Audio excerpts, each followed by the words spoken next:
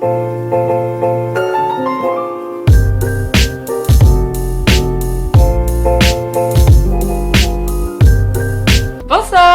Aujourd'hui on est là pour une vidéo spéciale des mangas, une saison. Je t'invite d'ores et déjà à mettre un petit pouce sur cette vidéo, à t'abonner à ma page YouTube, la page Indigo, et également à ma page Instagram, la.page.indigo. C'est parti! Nous allons commencer avec le printemps. Le printemps est synonyme de naissance, de renouveau, de l'éveil des forces, de nouveaux cycles, de découvertes, et également nous sommes avec le premier âge, c'est-à-dire les premières années de la vie, les découvertes, etc., etc. Pour le printemps, j'ai tout simplement sélectionné Orange, d'Ichigo Takano chez Akata, tout simplement parce que nous allons voir un personnage principal qui va éclore petit à petit, mais qui est vraiment dans le renouveau dès le début. Nous suivons Nao qui est à sa rentrée des classes, elle va regarder sa boîte aux lettres et découvrir une drôle de lettre. Une lettre signée par sa future elle, lui disant qu'aujourd'hui elle va rencontrer un garçon et qu'elle va tomber amoureuse. Elle ne croit pas en cette lettre, elle va faire sa rentrée et bien évidemment tomber amoureuse d'un garçon. En rentrant chez elle, elle va lire la suite de la lettre et cette lettre l'incite à être proche de ce garçon car il va lui arriver des problèmes. C'est une histoire magnifique, au dessin merveilleux et qui vous invite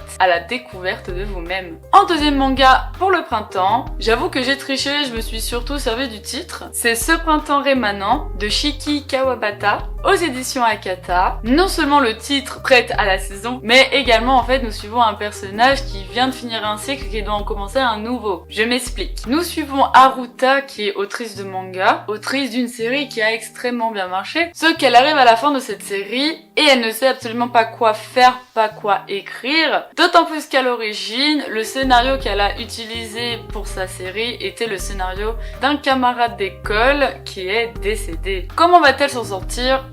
Tout est dans cette question. Ensuite, nous sommes avec l'été. L'été, c'est synonyme du rayonnement de la nature, de la chaleur, de l'amour épanoui, de l'énergie. Et du coup, on est avec le deuxième âge, c'est-à-dire que ça peut un peu refléter l'adolescence, l'énergie, les rencontres, les questionnements de soi. On fonce avec ça. Pour l'été, j'ai sélectionné Grand Blue de Kimatike Yoshioka et au scénario Kenji Inoue chez Meian. Je trouve que ça reflète très bien l'été parce que voilà, on parle d'un club de plongée, l'eau, tout ça. En plus de cela, ça se passe dans une fac qui est au bord de l'eau. Mais également parce que nous suivons Iori, qui est déjà en âge de connaître.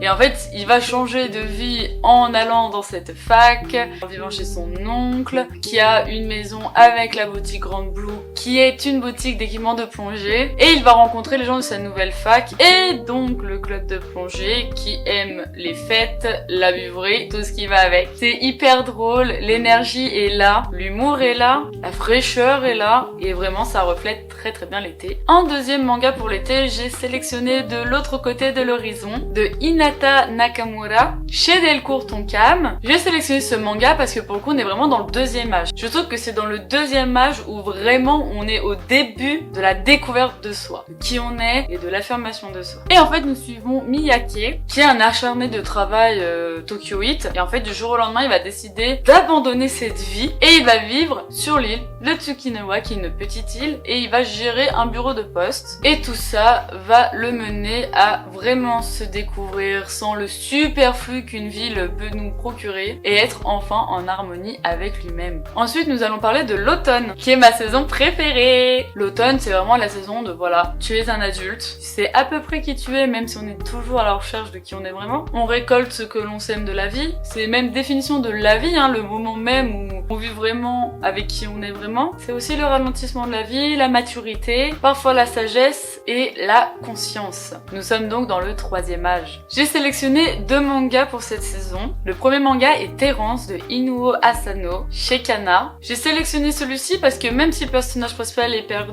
il est juste dans l'errance. Il est dans une faille de son âge adulte et sa maturité prend un coup. C'est en gros les complexes du troisième âge. On suit tout simplement l'histoire d'un mangaka qui vient de finir sa série. Le métier de mangaka lui tient énormément à cœur, bien évidemment. Et il va rentrer dans l'errance, le sentiment que pas beaucoup d'êtres humains aiment. C'est-à-dire qu'il est complètement paumé, il ne sent plus rien en lui. Il n'arrive pas à trouver un nouveau scénario pour une nouvelle série qui va marcher. Et surtout, il perd son amour de l'écriture. Du coup, ce sentiment d'errance va le mener à réfléchir sur plein de points de sa vie, à remettre en question dépression toute sa vie alors que tout allait extrêmement bien. C'est la démonstration même que ce sentiment horrible peut provoquer chez un être humain. Et Rance, je l'ai vraiment pris comme, pour le coup, un ralentissement dans sa vie. Parce que vraiment, il y a toute cette remise en question qui peut vous rendre un peu paumé pendant un temps. Alors qu'au fond, vous savez très bien qui vous êtes, juste vous vous remettez en question. Parce que votre raison de vivre vacille. Bref, c'est un scénario extrêmement fort et puissant que j'ai trouvé magnifique et puis toujours avec les magnifiques dessins d'Inoue Asano. Ensuite, en deuxième manga d'automne, et c'est pas parce que c'est mon manga préféré, mais j'ai mis Tokyo Ghoul par Suichida aux éditions Glénat. Car oui, Tokyo Ghoul, même si Ken Kaneki est jeune, nous sommes avec beaucoup de personnages adultes et surtout nous sommes avec des raisonnements extrêmement matures liés à la sagesse et à la conscience de l'humanité.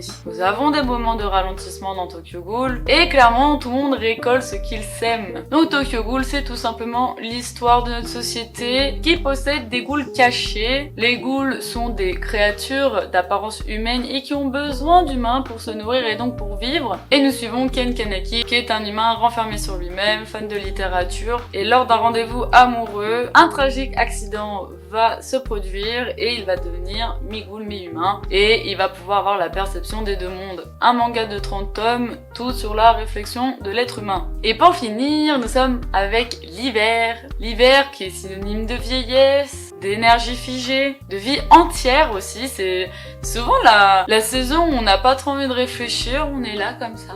Et on pense à plein de choses qu'on a vécues, ou même à ce qu'on a vécu cette année. C'est très lié au spirituel et au renoncement de la vie matérielle. Et c'est un peu vivre aux côtés de la vie parce que souvent l'hiver, on réfléchit sur la vie. On la vit pas vraiment parce que voilà, c'est un peu la saison où on a besoin d'être tranquille. Nous sommes donc dans le 4e et dernier âge. Pour l'hiver, j'ai sélectionné le magnifique thriller Erased par Kei Sambe chez Kiyun.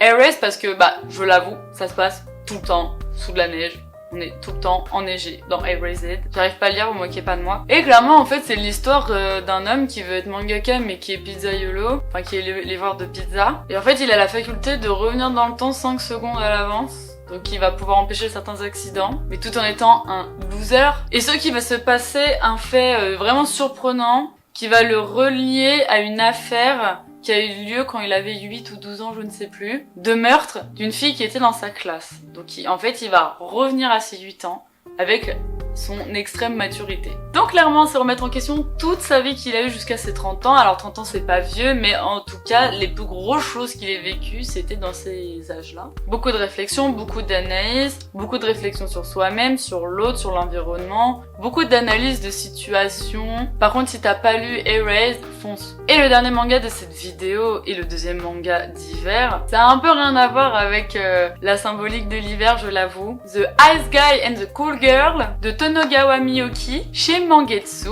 J'ai trouvé ce manga trop à croquer, vraiment pour une belle romance d'hiver, elle est top. Donc nous allons suivre Imuro, qui est le fils d'une femme des neiges. Donc ça veut dire qu'il des fois il a un peu le pouvoir de faire ressortir de la glace. Et en fait dès que celui-ci va se concentrer, tout le monde va se retrouver dans l'Arctique, hein, clairement. Du coup il passe vraiment pour quelqu'un de inaccessible, d'insensible au tempérament glacial, alors qu'en réalité il est tout doux et extrêmement gentil. Il aime les chats, les fleurs, bref c'est un grand sensible. Et en plus de ça, il est secrètement amoureux de sa collègue qui s'appelle Fuyutsuki. Et puis enfin il va se montrer déterminé à lui montrer ses sentiments et à montrer qu'il vaut le coup. En fait c'est trop mignon parce que voilà, du coup dès qu'il est concentré ou qu'il a des fortes émotions, de la neige, des rafales de glace et tout, bref c'est trop mignon, j'ai trouvé ça trop mignon. Donc pour le coup si vous voulez une belle romance avant Noël, il faut lire The Ice Guys et The Cool Girl. Voilà, j'espère que cette sélection vous a plu. Je vais voir si je fais pas cette vidéo une fois par an parce que ça se renouvelle tout le temps. Et du coup je voulais vous offrir cette petite sélection si voilà vous pensez à une saison particulière pour lire un manga. Merci encore de me suivre, plein de belles choses à vous et passez une bonne fin d'année. À bientôt, à pouette.